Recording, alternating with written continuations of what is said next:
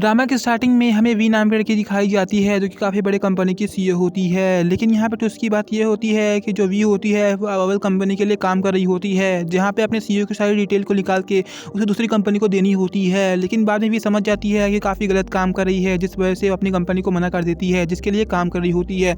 लेकिन हैरानी की बात ये होती है कि हान सब कुछ जान चुका होता है कि वी उसके लिए डिटेल निकाल के दूसरी कंपनी को दे रही है, जिसके बाद वी उससे बदला लेता है। और यहाँ पे हमें नेक्स्ट डे हान को दिखाया जाता है, जहाँ पे वी को कार्ड अपना देता है और उसे घर जाने को कहता है। जिसके बाद वी अपने घर चली जाती है और वापस से तैयार होकर हान के पास आ जाती है, जिसके बाद उसकी सारी डिटेल निकाल के दे देती है कि उसे दिन भर में क्या काम करना है। इसी के बाद हान सबसे पड़ जाता है कि वी इतना नॉर्मल बिहेव कैसे कर सकती है। जिसके बाद हमें वी को अपने ऑफिस में दिखाया जाता है, जो कि डे की शुरुआत हान के सारी डिटेल को निकालने की कर रही होती है कि उसे दिन भर कहाँ जाना है। इधर बीच हमें शीना पड़ के दिखाई जाती है, जो कि काफ़ी बड़ी मॉडल होती है और वो हान से मिलने के लिए कॉन्टैक्ट बोल रही होती है। लेकिन यहाँ पे वी साफ मना कर देती है, दरअसल उसके पास अपॉइंटमेंट लेटर नहीं होता है जो कि हान से मिलने के लिए होना चाहिए। दरअसल शी के जो फादर होते हैं उनकी काफ़ी बड़ी कंपनी होती है जिसके साथ हान का टाई अप चल रहा होता है। इसी वजह से शी इतने रूडली वी से बात कर रही होती है और उसे नीचे गिराने की कोशिश कर रही होती है कि यहाँ पे वी और हान की कोई भी इज्जत नहीं है। जिसके बाद उसे बुरा भला बोलने वाली होती है और वी को मारने वाली होती है। लेकिन तभी यहाँ पे हान पहुँच जाता है, जो कि शी को काफ़ी बुरी तरीके से रोक लेता है और यहाँ पे वो कहता है कि वी तुम इससे बुरा भला बोल सकती हो या मार भी सकती हो। लेकिन यहाँ पे वी साफ मना कर देती है कि उसे कुछ नहीं बोलना है, शायद उसने गलती से बोला होगा। लेकिन यहाँ पे वो ऑर्डर देता है कि तुम शी को थप्पड़ मारो, जिस वजह से थप्पड़ मार के वहाँ से कंपनी से निकलवा देता है। इधर भी जो वी होता है, इसी के बाद वी को ऐसा लगता है कि हान शायद से उसका ख्याल रख रहा है और उसे प्रोटेक्ट करने की कोशिश कर रहा है। लेकिन यहाँ पे हान अपना इंटेंशन साफ कर देता है कि उसे कंपनी के ओहदे का ख्याल रखना चाहिए, जहाँ पे भी समझ जाती है कि ये बॉस उसके लिए सब क्यों करेंगे, भला वो उसके लिए क्या इंपॉर्टेंट है। बॉस को उससे अपनी पड़ी है, अपनी इज्जत की प्यारी है। जिसके बाद उसकी कोलीग होती है, वो वी को समझाती है कि बॉस ने कभी किसी के खिलाफ ऐसा काम नहीं किया है, वो शायद उसे पसंद करते हैं। लेकिन इधर बीच हमें हान को दिखाया जाता है, जो कि वी को अपने ऑफिस में बुला देता है। जिसके बाद जो वी होती है वहाँ पे खड़ी होती है, जहाँ पे हान उसे बोलता है हम उसके खिलाफ कंप्लेंट फाइल करेंगे। जहाँ पे वी उसे कहती है कि हम लोग को सब नहीं करना चाहिए, लेकिन हान उसे कहता है कि नहीं, हम लोग को सब करना चाहिए। जहाँ पे भी समझ जाती है कि उसकी पर्सनल प्रॉब्लम्स होंगी जिस वजह से उसे कंप्लेंट कर रहा है।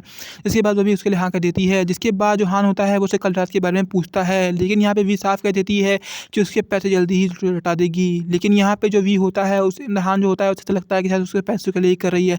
इसके बाद वी चुपचाप वहाँ से चली जाती है। जिसके बाद जो हान होता है वो मैंने सोचने लगता है कि वो वी के लिए सब क्यों कर रहा है।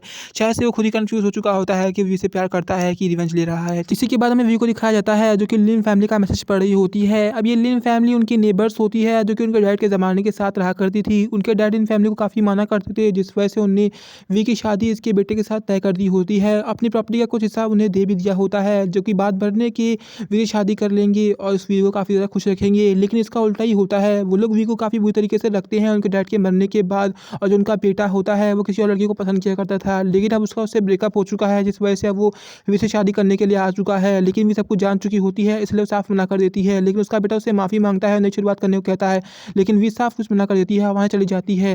जिसके बाद हमें हान को दिखाया जाता है, जो कि उन सबको देख रहा होता है। वो देखता है कि यहाँ पे वी उसके साथ किसी साथ क्यों बात कर रही है। इसके बाद वी वहाँ से उठ के जा रही होती है, लेकिन वहाँ पे उनका बेटा वी को समझाता है कि उससे माफ़ी मांग रहा होता है कि आइंदा ऐसी गलती नहीं करेगा। लेकिन तभी हमें हान को दिखाया जाता है, जो कि उनको देख के जल जाता है और वी से कहता है काफ़ी ज़्यादा काम पड़ा हुआ है, तुम्हें मेरे साथ अभी चलना चाहिए। इसके बाद भी वो सब देखने के बाद हान के साथ चली जाती है और यहाँ पे जो उनका नेबर का बेटा होता है वो गुस्से में चले जाता है कि वी मुझसे बात क्यों नहीं कर रही है, वो पहले ऐसी नहीं थी, अब इतनी बदल क्यों गई है। शायद से उसके बॉस के आने की वजह से ऐसा हो गया है। और ये जो कंपनी का एम्प्लॉय है वो वी से इतना अटैच कैसे हो गया। जहाँ पे उनकी फैमिली दिखाई जाती है, जो कि मन में सोचने लगती है कि अब ये वी इतनी पहले से बदल कैसे गई है। दरअसल इन लोगों के साथ वी के साथ काफ़ी कुछ बुरा भला किया होता है और वी इन सब के बारे में सब समझ चुकी होती है। इस वजह से वी ने अपने सारे रिश्ते उनसे तोड़ दिया होता है। इधर बीच हमें हान को दिखाया जाता है, जो कि वी से जल चुका होता है कि वी किशोर के साथ कैसे गई, वी से अटैचमेंट कर चुका होता है और वी को भी बात समझ आ रही होती है, लेकिन पूरी तरीके से हान इस बात को एक्सेप्ट नहीं कर रहा होता है।